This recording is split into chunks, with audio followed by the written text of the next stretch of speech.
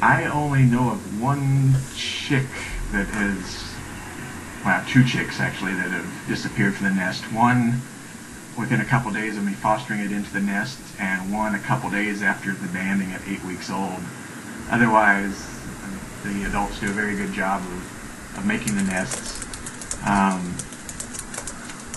Since most of ours are on rock pinnacles, they have less of a problem of falling through because they are on a solid surface. And yes, I do live in Avalon pretty much year-round. I think we'd have to talk to the bird banding lab to see about getting additional color tags. There's a limit of the number of different colors that they have put out there. We actually have golden eagles down in the San Diego area that are getting the same orange tags, and the only difference is that they have I think they have a letter C on them instead of our K. So we get a lot of reports of bald eagles that turn out to be golden eagles. And it's still exciting to see the eagles hatch and fledge. It's a lot more exciting now that we're not the ones that have to do all that work of hatching them and fostering into the nest. So it's actually more exciting to see them hatching successfully in the nests. For the ravens, I think once the chicks are maybe 4 or 5 weeks old, they've outgrown a raven, and the adults are always in the area, so ravens really aren't that much of a threat. I think they're more of a threat to the eggs because they can quickly get in and break an egg. But the only eaglet we've ever had taken off a nest was by a red-tailed hawk. So we've not had really issues with the raven. And I'm not sure about the question about the flight span length of the largest bird. In North America, the California condor has the longest wingspan, which is about 9 feet, I believe. The Andean condor, South America, is somewhere similar to that. And I started working for IWS in 1997, and I've banded every eaglet that's hatched or been fostered or hatched since then. So I must be in the, I don't know anymore, probably the 150 range. And Prince Harry, he went into the water, so we don't know whether he's trying to cross to the mainland, whether he was just flying out over the ocean around Catalina and then floated up to Anacapa area. So necropsies really have never shown us a cause of death for one of the birds that we found floating in the ocean, which is the primary cause of mortality amongst our largest eagle on the Channel Islands are probably some of the ones that we got out of Alaska, some of the females. They're probably in the 14-pound, 7-foot wingspan range. I didn't explain the fostering.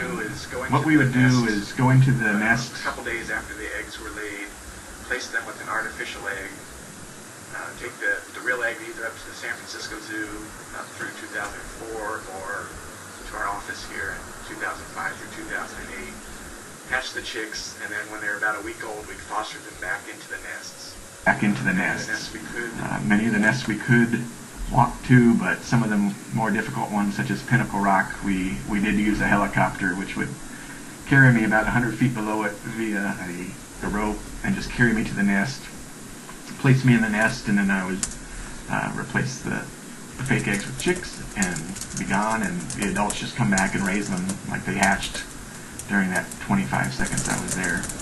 So with Harry, he either drowned or died of hypothermia. Don't know which one would have caught him first. Our water around here is usually in the upper 50s, lower 60s, so it's pretty cold. And a bird, once it got waterlogged, could probably get pretty cold pretty quickly. Whether we would intervene with a chick if an adult disappeared, it would depend on the age of the chicks at the time. If they were more than 4 or 5 weeks old, a single parent could pretty easily feed them because they don't have to be, the adult doesn't have to be around the nest constantly. But if it was younger, I guess there's a potential that we would intervene if there was somewhere else that we could put that chick. I don't follow a lot of other nest sites. I do get a lot of emails from people of videos of interesting things that have happened on some of the other nests. The first couple years of breeding, there might be some infertile eggs, and I'm not sure if that's due to the age of the birds or not. I think Stephanie has left for the day. For the chicks, I would say for very young chicks, the red-tailed hawks and the ravens. We do have island foxes, so they would be a potential predator, but not if the adults are around. And at night, the adults are pretty much always on the nest, so nighttime predators probably aren't much of a threat.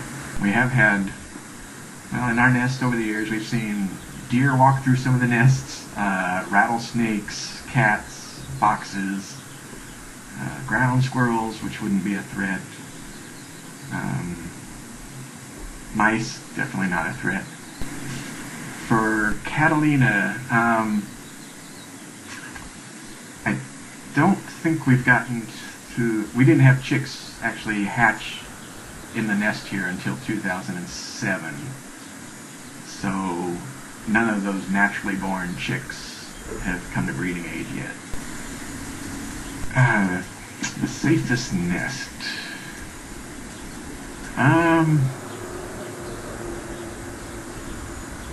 Probably Two Harbors and the West End. They're both on solid ground.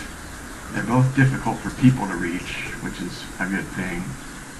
On the northern islands, you always have the potential of those nests blowing out of the trees, whereas on the ground, that's not a threat.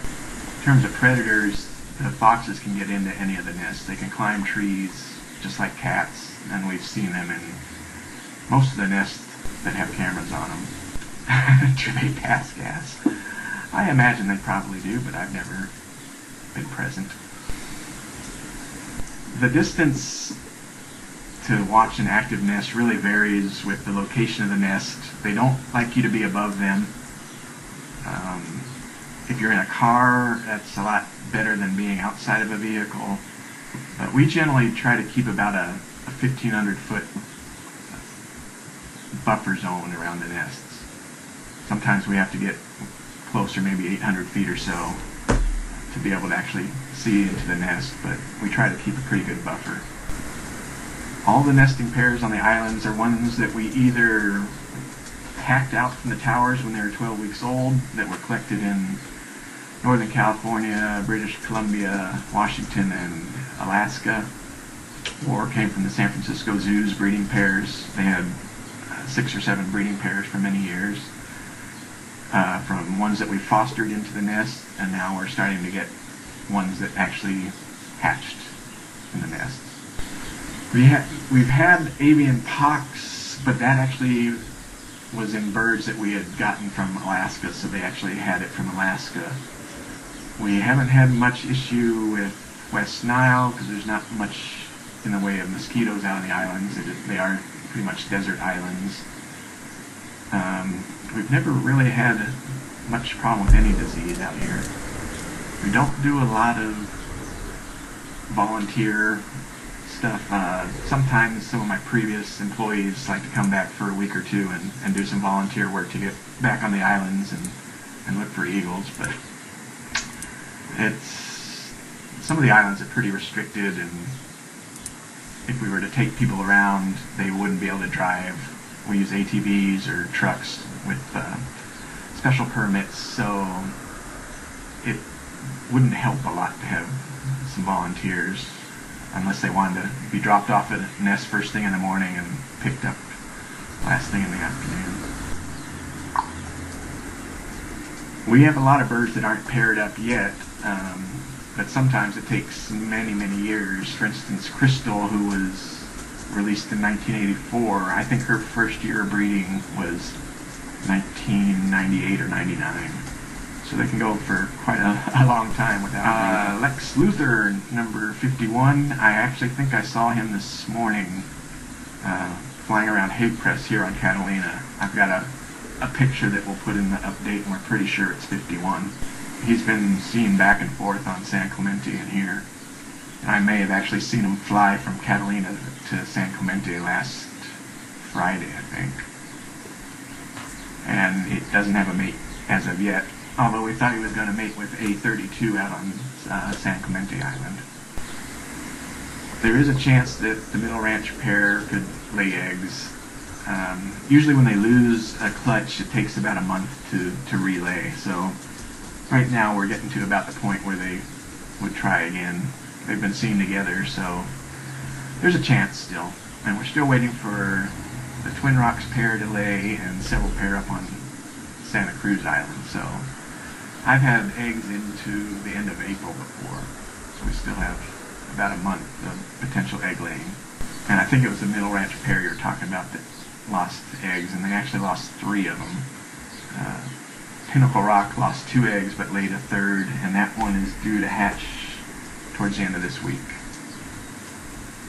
We don't know what happened to the middle ranch eggs. We just know that when we would check on them, we'd find or see eggshells on the side of the nest. So it's really difficult to say what happened, whether the adults broke them accidentally, whether crow or raven came in when an adult was off the nest for a short period. We really don't know because we're not recording those cameras. And they can find a mate within the same year depending on the time of season, but easily within another year or two they can find another mate. I've only been hit once by a bird, and I'm not going to tell you which one just so you don't get mad at it. But we do wear helmets after that incident.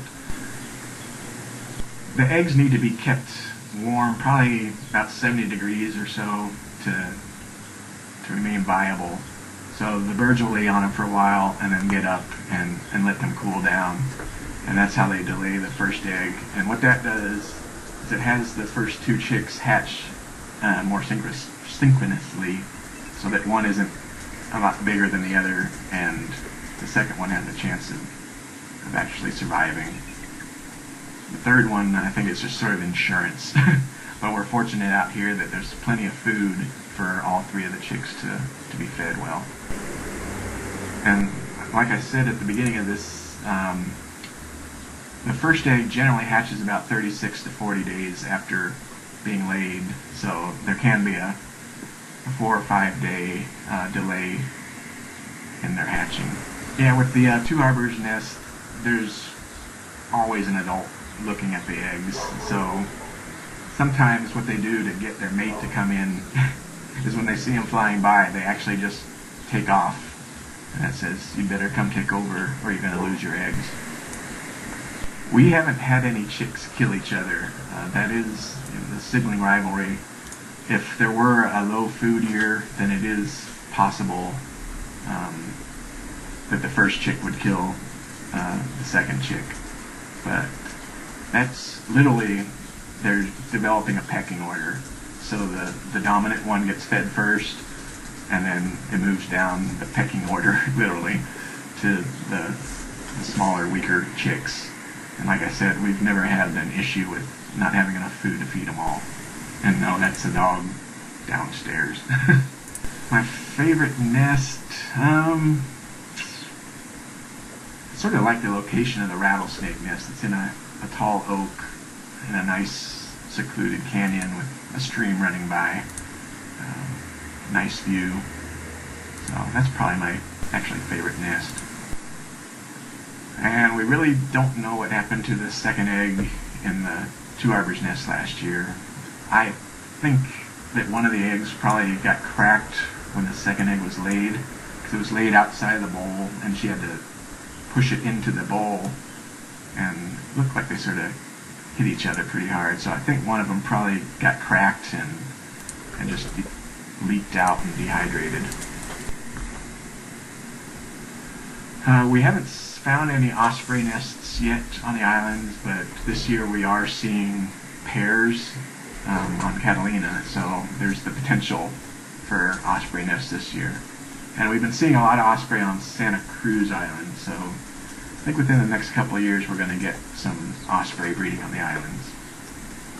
And we definitely have owls, barn owls, saw-whet owls, burrowing owls, short-eared owls, all seem to breed on the islands.